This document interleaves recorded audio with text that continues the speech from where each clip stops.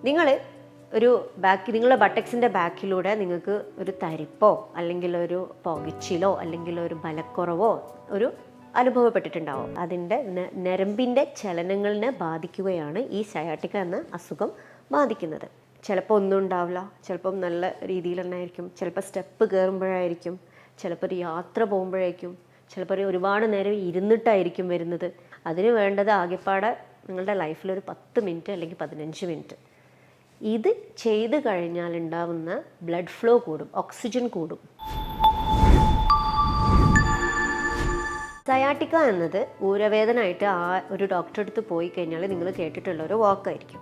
നിങ്ങളുടെ ബട്ടക്സിൻ്റെ ബാക്കിലൂടെ നിങ്ങൾക്ക് ഒരു തരിപ്പോ അല്ലെങ്കിൽ ഒരു പുകച്ചിലോ അല്ലെങ്കിൽ ഒരു ബലക്കുറവോ ഒരു അനുഭവപ്പെട്ടിട്ടുണ്ടാവും. ഇതിന് ഡിസ്ക് ബൾജ് കാരണമാണ് ഇത് വരുന്നത്. അപ്പം ഈ ഡിസ്ക് ബൾജ് വന്നു കഴിഞ്ഞാൽ അതിൻ്റെ കനാലിൽ തട്ടിയിട്ട് അതിൻ്റെ ഞരമ്പിൻ്റെ ചലനങ്ങളിനെ ബാധിക്കുകയാണ് ഈ സയാട്ടിക്ക എന്ന അസുഖം ബാധിക്കുന്നത്. ഇതിൽ പല തരത്തിലുണ്ട്, രണ്ട് തരത്തിലുണ്ട്.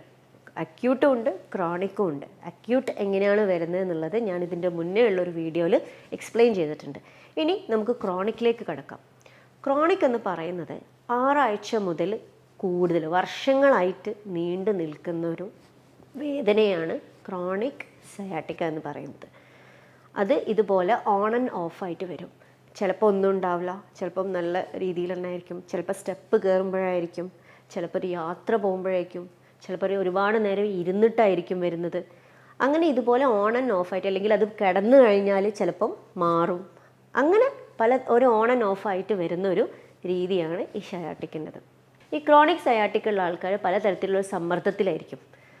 ചിലപ്പോൾ സർജറി ആയിരിക്കും നിങ്ങൾക്ക് ഡോക്ടർമാർ പറഞ്ഞിട്ടുണ്ടാവുക. എന്ത് തരം മെഡിസിൻ കഴിച്ചിട്ടും അന്നേരം കുറച്ച് സമാധാനം ഉണ്ടാവും, പക്ഷെ പിന്നെ വീണ്ടും അത് വരുന്നു. അതാണ് ഞാൻ ഈ ഓൺ ആൻഡ് ഓഫ് എന്ന് പറയുന്നത്. അപ്പം ഏത് തരം ചികിത്സ തേടണം, എവിടെ പോകണം, സർജറി വേണോ എന്നുള്ളൊരു തരം മാനസിക സമ്മർദ്ദത്തിലായിരിക്കും. ഈ ക്രോണിക്കായിട്ട് സയാട്ടിക്കുള്ള ആൾക്കാർ ശ്രദ്ധിക്കേണ്ടതെന്ന് വെച്ചാൽ, നിങ്ങളുടെ ഡിസ്കിനെ കുറിച്ച് നിങ്ങൾ ആലോചിക്കേണ്ട, ഡിസ്ക് തള്ളിയല്ലോ എന്നുള്ളത്. ഡിസ്ക് തള്ളിയത് നമുക്ക് ഉള്ളിലേക്ക് ആക്കാൻ പറ്റില്ല. പക്ഷേ ആ ഞരമ്പിന്, ആ തട്ടി നിൽക്കുന്ന ഞരമ്പിന് ഇടയിൽ ഒരു സ്പേസ് ഉണ്ട്. ആ സ്പേസ് നമ്മൾ മെയിൻറ്റെയിൻ ചെയ്യുക എന്നുള്ളതാണ് നമ്മളൊരു ട്രീറ്റ്മെൻറ്റ് പ്രോട്ടോക്കോൾ. ഈ സയാട്ടിക്ക വരാൻ ഒരുപാട് കാരണങ്ങളുണ്ട്. അമിതമായിട്ട് എന്ത് ചെയ്താലും ഒരുപാട് നേരം നിൽക്കുക, ഒരുപാട് നേരം ഇരിക്കുക, ഒരുപാട് നേരം കുനിഞ്ഞ് ജോലി ചെയ്യുക, അല്ലെങ്കിൽ ഒരുപാട് നേരം എന്താ പറയുക, പ്രഷർ, ബാക്കിന് ഒരുപാട് നേരം പ്രഷറുള്ള, സ്പൈനിന് ഒരുപാട് നേരം പ്രഷർ വരുന്ന ജോലികൾ ചെയ്താൽ ഈ ഡിസ്ക് തള്ളാൻ തുടങ്ങും. അതിൻ്റെ ഒരു കാരണം എന്ന് വെച്ചാൽ, ഡിസ്കിനെ ഹോൾഡ് ചെയ്യുന്ന പേശികളുണ്ട്. ആ പേശികൾ സ്ട്രോങ് അല്ല എന്നുള്ളതാണ്. അതിന് വ്യായാമം മസ്റ്റാണ്. ഇപ്പം ഒരു 20 വയസ്സ് കഴിഞ്ഞാൽ വരെ ഈ പേശിവേദന, ഈ ഡിസ്കിൻ്റെ ഇഷ്യൂസ് വരുന്നുണ്ട്. അത് കാരണം ഈ പേശിയുടെ വലയം കടന്നിട്ടാണ് സ്പൈനുള്ളത്. അപ്പോൾ പേശിക്ക് സ്ട്രെങ്ത് ഉണ്ടെന്നുണ്ടെങ്കിൽ അത് സ്പൈനിലേക്ക് എത്തൂല. പക്ഷെ പേശിക്ക് സ്ട്രെങ്ത് കുറഞ്ഞ കാരണമാണ് അത് ഡിസ്ക് ബൾജിലേക്ക് എത്തുന്നത്. ഈ പേശി സ്ട്രോങ് ആവാൻ എന്താ? വ്യായാമം. അതിലുപരി ഒരു ഒറ്റമൂലി ഇല്ല.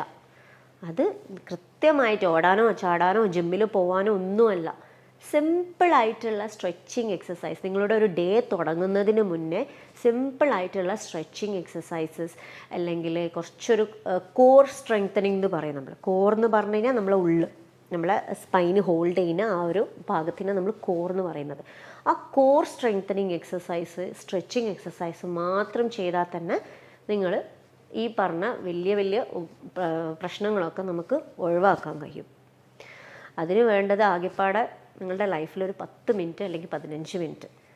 ഇത് ചെയ്ത് കഴിഞ്ഞാൽ ഉണ്ടാവുന്ന ബ്ലഡ് ഫ്ലോ കൂടും, ഓക്സിജൻ കൂടും. നമ്മളുടെ പേശികളിലേക്ക് ഓക്സിജനും രക്തോട്ടവും കൂടി നീർ കെട്ടാനുള്ള, ഇപ്പോൾ ഈ ഒരുപാട് ജോലി ചെയ്യുന്ന സമയത്ത് നീർക്കെട്ടാണല്ലോ വരുന്നത്. അതാണ് ഡോക്ടർമാരുടെ അടുത്ത് പോയി കഴിഞ്ഞാൽ നീരുണ്ട് എന്ന് കാണും. നിങ്ങൾക്ക് തന്നെ നോക്കാം, കാലിൽ നീര് വന്നു കഴിഞ്ഞാൽ ഒരു കുഴി പോലെ ആവും. അതേപോലെ തന്നെയാണ് പേശിയുടെ പല ഭാഗത്തും വരുന്നത്. പേശിയുടെ പല ഭാഗത്തും ഒരു ട്രിഗർ പോയിന്റ് എന്നുള്ളൊരു സംഗതി വരും. എന്ന് വെച്ചാൽ ഒരു ഭാഗത്ത് മാത്രം തൊട്ടാൽ വല്ലാണ്ട് പെയിന് വരും, പെട്ടെന്നൊരു ഷൂട്ടിംഗ് പെയിന് വരും. അതിനാണ് നമ്മൾ ട്രിഗർ പോയിന്റ് എന്ന് പറയുന്നത്. അതെന്ന് പറഞ്ഞു കഴിഞ്ഞാൽ നിങ്ങളുടെ പേശികളിൽ ഒരു സെൻസിറ്റീവ് ഏരിയ രൂപപ്പെടാൻ ചെയ്യുന്നത്. അമിതമായ ഉപയോഗം കൊണ്ട്. അല്ലെങ്കിൽ പിന്നെ വലിയൊരു വീഴ്ച, വലിയൊരു ആക്സിഡൻറ്റ് വേണം അതിനെ അങ്ങനെ ആക്കാൻ. മസിൽസ് വളരെയധികം സ്ട്രോങ് ആണ്, പക്ഷെ നമ്മളുടെ റെപ്പറ്റേറ്റീവ് യൂസ് കാരണം അത് വീക്കായി പോവുക ചെയ്യുന്നത്. അപ്പോൾ അതിന് റീബിൽഡ് ചെയ്യാൻ നമ്മൾ എന്തെല്ലാം ചെയ്യാൻ പറ്റുമോ അതൊക്കെ നമ്മൾ ചെയ്യണം. അപ്പോൾ ഇങ്ങനെയാണ് ഈ ഡിസ്ക് ബൾജിനെ നമുക്ക് ഒഴിവാക്കാൻ പറ്റുന്ന ഒരു ഉപായം. അപ്പോൾ ഞാൻ നിങ്ങൾക്കൊരു ബേസിക് ആയിട്ടുള്ള ഒരു 3-4 എക്സസൈസ് ഞാൻ നിങ്ങൾക്ക് കാണിച്ചു തരാം. അപ്പം ക്രോണിക് ആയിട്ട് എന്നുവെച്ചാൽ വർഷങ്ങളായിട്ട് വരുന്ന ഈ സയാറ്റിക് പെയിനിന് എക്സസൈസ് പറഞ്ഞുതരാം. ആദ്യം ഇതുപോലെ നിവർന്ന് കിടക്കുക, എന്നിട്ട് ഒരു കാല് മുട്ട് മടക്കിയിട്ട് നെഞ്ചത്തേക്ക് കൊണ്ടുവരാം, അമർത്ത, നെഞ്ചത്തേക്ക് അമർത്ത, കാലും ചെസ്റ്റും അവിടെ റെസ്റ്റിങ്, ഇവിടെ മാത്രമേ വർക്കിംഗ് ഉള്ളൂ. അപ്പം നിങ്ങൾക്ക് അടിയിൽ നിന്നൊരു വലിച്ചിൽ കിട്ടും. ഇത് 5 സെക്കൻഡ് ഹോൾഡ് ചെയ്യാം. 1 മുതൽ 5 വരെ എണ്ണ, റിലാക്സ് ചെയ്യാം. ഇപ്പം നിങ്ങൾക്ക് വലത്തെ കാലിനാണ് വേദന എന്നുണ്ടെങ്കിൽ ഇടത്തെ കാലും ചെയ്യുക, 2 കാലും മാറി മാറി ചെയ്യാം. കാരണം എന്തായാലും ഡിസ്ക് ബൾജ് ചെയ്ത് കനാലിലേക്കാണ് തട്ടി നിൽക്കുന്നത്. അപ്പം ഇടത്തെ കാലിലും ചെയ്യാം, വലത്തെ കാലിലും ചെയ്യാം. ഈ ഇടത്തെ കാല് മുട്ട് മടക്കിയിട്ട് നെഞ്ചത്തേക്ക് കൊണ്ടുവരാം. ഈ കാല് നിവർന്ന് തന്നെ ഇരിക്കണം, അമർത്തി കൊടുക്കുക. 1 മുതൽ 20 വരെ 1 മുതൽ 5 വരെ എണ്ണ, റിലാക്സ് ചെയ്യാം. ഇതാണ് ഒന്നാമത്തെ എക്സസൈസ്. രണ്ടാമത്തെ എക്സസൈസ്, മുട്ട് രണ്ടും മടക്കുക, എന്നിട്ട് ഒരു മുട്ടിൻ്റെ കാല് മറ്റേ മുട്ടിൻ്റെ മേലെ കയറ്റി വയ്ക്കാം. ഒരു കൈ മുട്ടിൻ്റെ ഇടത്തെ കൈ വലത്തെ മുട്ടിൻ്റെ അവിടെ പിടിച്ചിട്ട് ഒന്ന് റൊട്ടേറ്റ് ചെയ്യുക, ജസ്റ്റ് റൊട്ടേറ്റ് ചെയ്യുക. നിങ്ങളുടെ അപ്പർ ബോഡി അവിടെ തന്നെ ഉണ്ടാവും, കഴുത്ത് അവിടെ തന്നെ ഉണ്ടാവും, ഈ ഭാഗം മാത്രം ചെരിയുള്ളൂ. 5 സെക്കൻഡ് പിടിക്കാം, റിലാക്സ് ചെയ്യാം. അത് തന്നെ ഓപ്പോസിറ്റും ചെയ്യാം. മറ്റേ കൈ കൊണ്ട് പിടിച്ചിട്ട് ഒന്ന് മടക്കി കൊടുക്കുക. 5 സെക്കൻഡ് നേരം പിടിക്കാം, റിലാക്സ് ചെയ്യാം.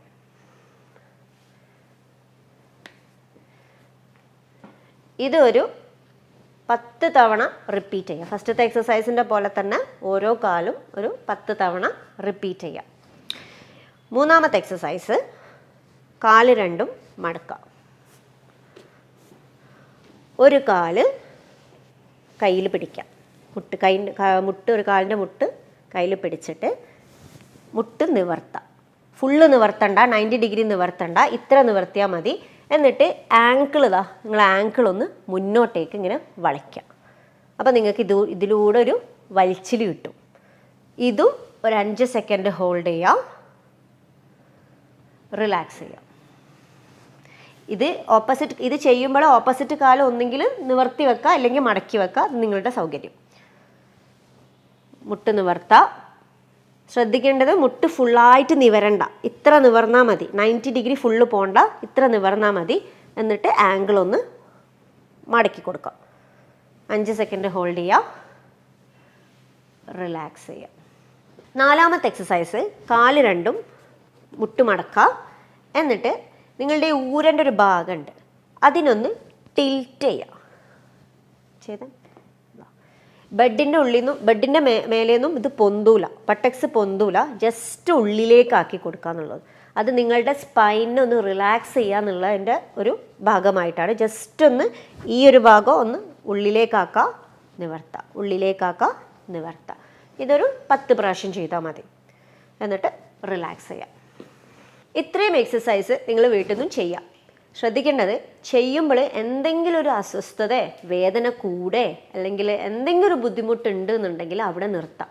അത് ചെയ്യുന്ന രീതിയിൽ എന്തോ പ്രശ്നമുണ്ട് എന്നാണ് ആ വേദനക്ക് കാരണം. ഇത് ചെയ്യുമ്പോൾ, എക്സസൈസ് ചെയ്യുമ്പോൾ ഒരിക്കലും വേദന ഉണ്ടാവാൻ പാടില്ല. ഓക്കെ, വേദന ഉണ്ടാവുകയും ഇല്ല. അപ്പം ഇൻ കേസ് ഉണ്ടെങ്കിൽ അവിടെ നിർത്താം നിങ്ങൾ. ഇനി മറ്റൊരു വീഡിയോയുമായി വീണ്ടും കാണാം.